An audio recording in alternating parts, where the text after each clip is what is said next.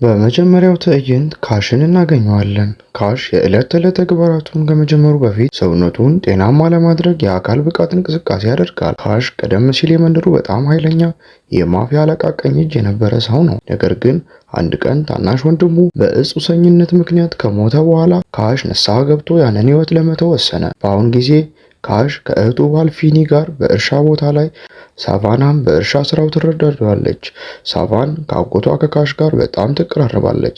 የሳቫና እናት ከጥቂት ወራት በፊት ነበር የሞተችው። እንስሳቱን መግበው ከጨረሱ በኋላ ካሽ ሳቫናን በመንደሩ በሚገኝ ካፌ ውስጥ ምሳ እንዲበሉ ጋበዛት። እዚያ ሲደርሱ በኋላ አብሯቸው ሊሆን ቃል የገባውን ፊኒን ይጠብቁ ነበር።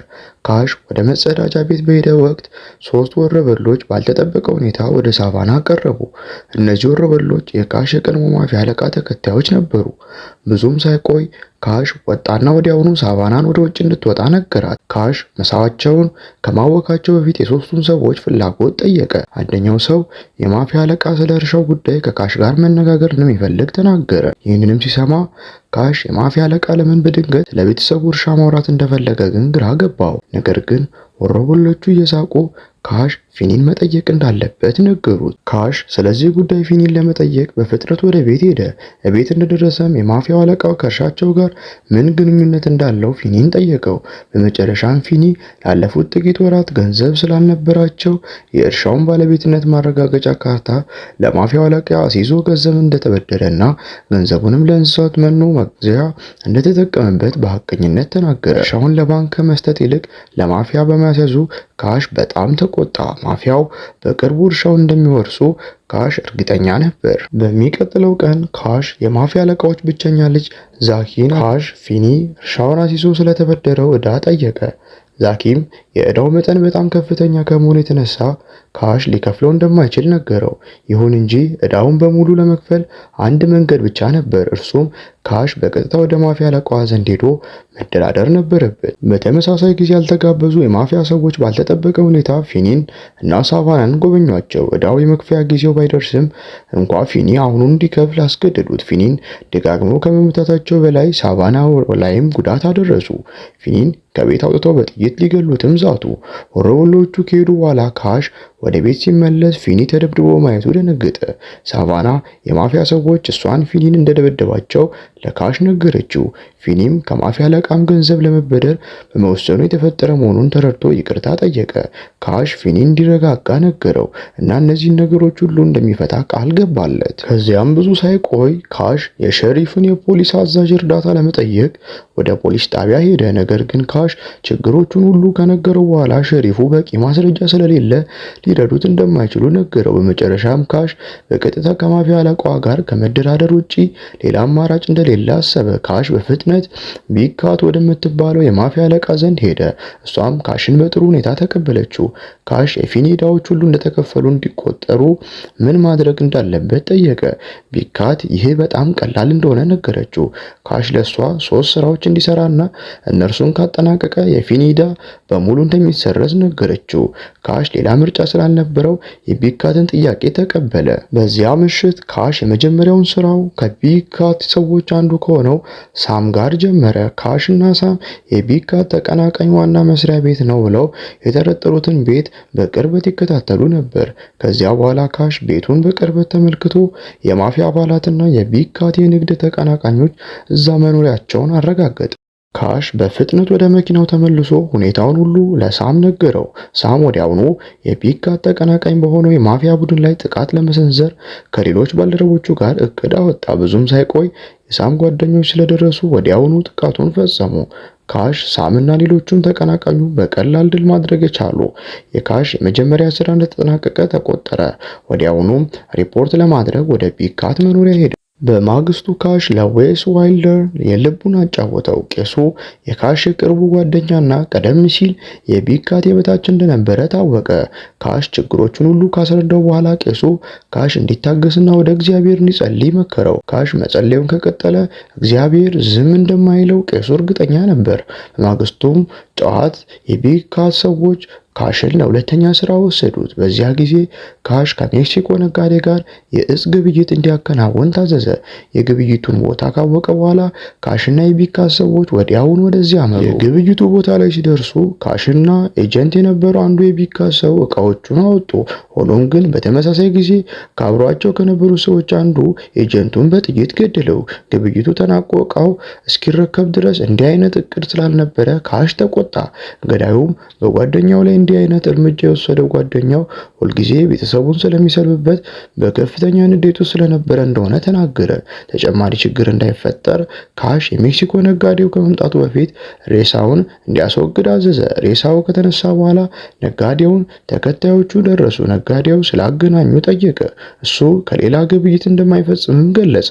ካሽ አገናኙ ስላልተሰማው እኛ ተክተነው ነው በማለት ለማዋሸት ቢሞክርም ነጋዴው ግን ፈቃደኛ ሳይሆን ቀርቶ ግብይቱን ሰረዘው። ካሽ ግን በሁለተኛው ስራው መውደቁ ስላልፈለገ ነጋዴውን ሰዎች ወዲያውኑ ገደላቸው። ከዚያም ካሽ እና አብሮት የነበረው ሰው የነጋዴውን ገንዘብ ወሰዱ። በዚህም ሁለተኛው ስራ እንደተሳካ ተቆጠረ። ከጥቂት ሰዓት በኋላ ካሽ ከፊኒ ጋር ሆኖ መኪና እያጠበ ነበር።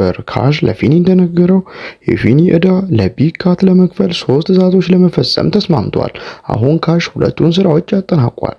አንድ ብቻ ቀርቶታል። ፊኒም ካሽ ስራዎቹን ከጨረሰ ቢካት ቃሏን እንደምትጠብቅ እርግጠኛ ነህ ብሎ ጠየቀው። ካሽም ቃሏን ካላከበረች ሁሉንም እንደሚገላቸው መለሰ። በዚያው ቀን ከሰዓት በኋላ ካሽ እና ፊኒ ሳቫናን ተኩስ አስተማሯቸው። ካሽ ሳቫና ራሷን እንድትጠብቅ ብሎ በሌላ በኩል ካሽ ቢካትን የእጽ ግዛቷን ለማፍረስ የራሱን የጥንቃቄ እቅድ ጀመረ። ሁሉንም ህገወጥ ድርጊቶች ማስረጃዎች ለምክትል ሸሪፍ በመስጠት አብሮ ለመስራት ተስማማ። ቆይቶም ምክትል ሸሪፍ አንዷን የቢካት እጽ አዘዋዋሪ ያገኛ። ሴቲቱ ሊተኩስበት ብትሞክርም ምክትል ሸሪፉ ሁኔታውን በፍጥነት ተቆጣጥሮ እጾቹን በቁጥጥር ስር አዋለ። በዚያው ምሽት ሳምና አንዱ ጓደኛው ካሽን ወደ ቢካት ቤዝመንት ወሰዱት። ሳም ቢካት በዋና መስሪያ ቤቷ ድግስ እያደረገች እንደሆነች ካሽ መገኘት እንዳለበት ነገረው። በቢካት ቤት ሁሉም ሰዎቿ ተሰብስበው ነበር። ቢካት ሞቅ ያለ አቀባበል አደረገችላቸውና ግብዣ ቀረበች። በኋላም ቢካት ንግግር አደረገች። ይህ ግብዣ እንግዳቸው በፍጥነት ስላደረገ የምስጋና ፕሮግራም እንደሆነ ተናገረች። ከዚያም ቢካት በጣም አስፈላጊ ነገር እንደምታሳያቸው በመናገር ወደ ቀጣዩ ክፍል እንዲሄዱ ጋበዘቻቸው። ብዙም ሳይቆዩ ሳም በዊልቸር የተቀመጠና አካሉ በጨርቅ የተሸፈነ ሰው ይዞ ወጣ። ጨርቁ ሲገለጥም በውስጡ ያለው ሰው አሁን ካፒቴን የሆነው ምክትል ሸሪፍ እንደሆነ ታወቀ። አሁን የቢካት ተከታዮች ምክትል ሸሪፍ ከመገደሉ በፊት የሚደርስበትን ከባድ ስቃይ ይመለከታል። ቢካት እና ሁሉም ተከታዮች ሁልጊዜ ስራቸውን የሚያደናቅፍባቸው ምክትል ሸሪፍ ሊሞት መሆኑን አውቀው በደስታ ይጮሁ ነበር። በዚህ መሃል ካሽ የጥፋተኝነት ስሜት ተሰማው። ስለዚህ ወደፊት መጥቶ ምክትል ሸሪፉን እሱ እንዲገለው፣ ነገር ግን ግድያው በዚህ ቦታ እንዳይሆን ፍቃድ ጠየቀ። እንደ እውነቱ ከሆነ ካሽ ምክትል ሸሪፉን ለማዳን አቅዶ ነበር። ሆኖም ቢካት የካሽን ጥያቄ አልተቀበለችውም። ከዚያም ያለምንም አመንታት ምክትል ሸሪፉን ገደለችው። ይህንን ተከትሎ ካሽ ሁሉንም ተግባራት እንደጨረሰና በመጀመሪያው ስምምነት መሰረት የቤተሰቡ ዕዳ ለቢካት ተከፍሎ ማለቁን አስታወቀ።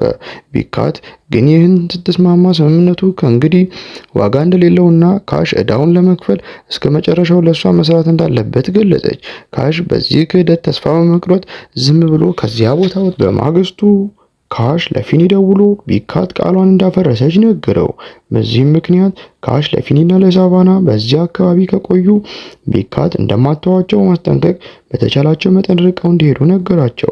ካሽ በበኩሉ የዋሽቱን ቢካትን ሰዎቿን በሙሉ ለመጨፍጨፍ አቀደ። ፊኒም ሁኔታውን እንደተረዳ ገልጾ ነገር ግን ቀደም ብሎ ከዌሱ ጋር ተቀጣጥሮ ስላላቸው መጀመሪያ ቤተክርስቲያን እንደሚሄድ ነገረው። ከዚያም ብዙም ሳይቆይ ካሽ የቢካትን መሰረት ከሩቅ ሆኖ መከታተል ጀመረ። የቢካት ሰዎች የት ቦታ ላይ ጥበቃ እንደማያደርጉም ለየ። በዚያም ሰዓት የካሽ የቅርብ ጓደኛ የሆነው ቄሱ ፊኒን ሳቫናን በሚገናኙበት ቤተክርስቲያን የጠዋት ጸሎት እየመራ ነበር። ከጸሎቱ በኋላ ፊኒን ሳቫናን በካሽ ትዕዛዝ መሰረት መንደሩን ጥለው ለመሄድ ከቄሱ ጋር ተሰነባበቱ። ይሁን እንጂ ወደ መኪናው ሊገቡ ሲሉ ሳምና ጓደኞቹ ድንገት ፊኒን አጠቁት። ሳቫና አባቷ በከፍተኛ ሁኔታ ሲደበደብ አይታ በለቅሶ ታወከች። ብዙም ሳይቆይ ቄሱ መጥቶ ሳቫናና ፊኒን ማዳን ቻለ። ይሁን እንጂ ፊኒ በደረሰበት ከፍተኛ ጉዳት ምክንያት በፍጥነት ወደ ሆስፒታል ተወሰደ። ካሽ ጥቂት ደቂቃዎች ዘግይቶ ፊኒ ወደሚከታተልበት ሆስፒታል ደረሰ። ወደ ክፍሉ ሲገባ ፊኒ በከፍተኛ ደም መፍሰስ ምክንያት መሞቱን አውቆ በጣም ደነገጠ። ካሽ ሳቫናን አቅፎ ከማረጋጋት ውጪ ምንም ማድረግ አልቻለም። ከዚያም ካሽ ቄሱን ከክፍል ውጭ አገኘው። በዚያም ጊዜ ካሽ በቢግ ካትና በቡድኗ ላይ የበቀል እርምጃ ለመውሰድ ሲል ቄሱ ዋይልደር ሳቫናን እቤቱ እንዲጠብቅለት ጠየቀው። ቄሱም ካቫን ሊከለክለው አልቻለም። ሁልጊዜም ጥንቃቄ እንዲያደርግ ብቻ ነገረው። ጥቂት የቢግ ካት ወሮበሎች ጥበቃ ላይ በነበሩበት ወቅት ካሽ ድንገት ደርሶ ሁለቱንም ገደላቸው። ካሽ ግድያው እንደፈጸመ ወዲያውኑ ቦታውን ለቆ ሄደ። ከጥቂት ደቂቃዎች በኋላ የሕክምና ባለሙያዎችና ሸሪፍ የተገደሉትን የቢግ ካት ሰዎች አስክሬን ማንሳት ጀመሩ። ብዙም ሳይቆይ ቢግ ካት ደርሳ ስለ ሰዎቿ ሞት ሸሪፉን ጠየቀች። ሸሪፉም የካሽ የመኪና ቁልፍ በቦታው ተጥሎ ስለተገኘ ግድያውን የፈጸመው ካሽ ሊሆን እንደሚችል ተናገረ። በዚህ ጊዜ ሸሪፉ እንደ ምክትል ሸሪፉ ላለመገደል ሲል ለቢግ ካት ለመገዛት ወሰነ። በማግስቱ ሳምና ቡድኑ ወደ ዋይልደር ቤት መጡ። ሳም ቄሱ ደህንነቱን እንዲጠበቅ ከፈለገ ሳቫናን አሳልፎ እንዲሰጥ ጠየቀው። ዋይልደር ለካሽ የቅርብ ሰው ስለሆነ ሳቫናን በሱ ጋር እንደሚያስቀምጥ አስቀድሞ አውቀው ነበር። ቄስ ዋይልደር ሳቫን እዚህ የለችም ብሎ ለመዋሸት ቢሞክርም ሳም ግን ስላላመነው ዋይልደርን መደብደብ ጀመረ። ተደብቆ የነበረችው ሳቫና ቄሱ እንዳይደበደብ ስትል ራሷን ለሳም አሳልፋ ሰጠች። ሳም ሳቫናን ይዞ ከመሄዱ በፊት ካሽ ሳቫን በህይወት እንድትቆይ ከፈለገ ለቢግ ካት እጁን መስጠት እንዳለበት ለዋይልደር ነገረው። ሁለቱም ወዲያውኑ የቢግ ካት ልጅ ዛኪን በቢሮ ለማግኘት ሄዱ። እዚያም እንደደረሱ ካሽና ዋይልደር ዛኪን በቀላሉ መጥለፍ ቻሉ። ከዚህ በኋላ ካሽ ለቢግ ካት ደውሎ ዛኪ በእጁ እንደሚገኝ ነገራት። ቢግ ካት ልጇ ደህንነቱ እንዲጠበቅ ከፈለገች ሳቫን አሳልፋ መስጠት ነበረባት። ቢግ ካት በዛኪ ላይ መጥፎ ነገር እንዲደርስ ስላልፈለገች በመጨረሻ ከሰዓት በኋላ በ10 ሰዓት በዋና መስሪያ ቤቷ ለመገናኘት ከካሽ ጋር ተስማማች። ቢግ ካት ቃሏን እንደማታከብር የተረዳው ካሽ አዲስ እቅድ አወጣ። ከዚህም በኋላ እሱ በበኩሉ ዋና መስሪያ ቤት ሰርቆ ሲገቡ ቄሱ ዛኪን ብቻውን ይዞ እንዲሄድ ነገረው። ዋይልደርም ምንም ሳይዘገይ ዛኪን በመኪናው የፊት ክዳን ላይ አስሮ ጉዞ ጀመረ። ከጥቂት ደቂቃዎች በኋላ ዋይልደር ቢግ ካት ዋና መስሪያ ቤት ደረሰ። ነገር ግን ካሽ እንደገመተው ቢግ ካት ቃሏን አጥፋ ቄሱን በጠመንጃ አስፈራራቸው። ሳቫን ለመልቀቅም ፈቃደኛ አልሆነችም። ሆኖም ዋይልደር መልሶ በማስፈራራት ዛኪ ላይ መሳሪያ ደነቀነበት። በዚህም መሃል የቢግ ካት ሰው ሳቫንን በአንድ ክፍል ውስጥ አሰሯት። ሳቫን ከጀርባዋ ስለታማ ብረት መኖሩን ስታውቅ ወንበሯን አስጠግታ የታሰረችበትን ገመድ በብረት ላይ አሻሸችው። በዚህም ሳቫና እጇን መፍታት ቻለች። ወዲያውኑ መስሪያ እንድትሰራና ዘበኛውን ገደለችው። የተኩስ ድምፅ ስትሰማ ቢግ ካት ሳም ወደ ውስጥ ገብቶ ምን እንደፈጠረ እንዲያይ አዘዘች። እሷና ሰዎቹ ደግሞ በዋይልደር ላይ ተኩስ ከፈቱ። በሌላ በኩል ካሽ በኋላኛው በር በኩል ጥበቃዎቹን አንድ ባንድ እየገደለ ወደ ውስጥ ለመግባት መሞከሩን ቀጠለ። ዋይልደርም ከቢግ ካት ሰዎች ጋር መተኮሱን ቀጥሎ ነበር። በዚህ መሃል ዋይልደር በርካታ የቢግ ካት ሰዎችን መግደል ቢችልም ዛኪ ግን አምልጦ ዋይልደርን አጠቃው። ዛኪ የዋይልደርን ክንድ ሲመታው ዋይልደርም ወዲያውኑ የዛኪን እግር መታው። ዛኪ በቆሰለ እግሩ ወደ ጫካ ለመሸሽ ቢሞክርም ሁለት ጨካኝ ውሾች አጠቁት። የዛኪን የጩኸት ድምፅ የሰማችው ቢግ ካት በፍጥነት ተከትለው ብትሄድም የራሷ ውሾች ዛኪን በልተው ታገኘ። በቄሱና በአንዱ የቢግ ካት ሰው መካከል በተደረገ የተኩስ ልውውጥ ቄሱ አሸናፊ ሆነ። በመቀጠልም ካሽ ወደ ዋና መስሪያ ቤቱ ዘልቆ በመግባት ሳም እንዲያሳድዳት የነበረችውን ሳቫናን ለማዳን ሞከረ። ካሽ እና ሳም ከባድ ፍልሚያ ካደረጉ በኋላ በመጨረሻ ካሽ ሳምን መግደል ቻለ። ካሽ ሳቫን ሲያገኛት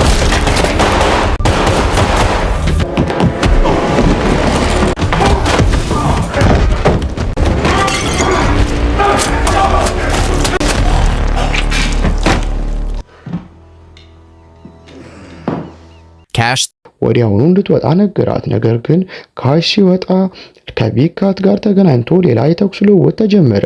በዚህ ጊዜ ካሽ የቢግ ካትን ጥቃት የተከታተለ ሳቫን በመስኮት በኩል እንድታመልጥ ነገራት።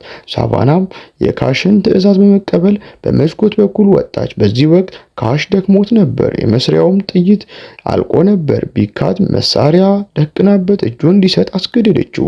ሆኖም ቢካት ካሽን ልትገለው ስትል ሳቫና ተመልሳ መታ በስለት ወጋችና ገደለቻት። በዚህም የዕለቱ ትርምስ አበቃ። ከጥቂት ሳምንታት በኋላ ቄሱ ዋይልደር በቤተ ክርስቲያን ትምህርት እየሰጠ ነበር። የቢካት ሰው የተኮሱበት ጥይት ክንዱን ትከሻውን ብቻ ስለመታው በህይወት መትረፍ ችሏል። ካሽና ሳቫናም እርሻቸውን መንከባከብ ቀጠሉ። ፊልሙም በዚህ ተጠናቀቀ።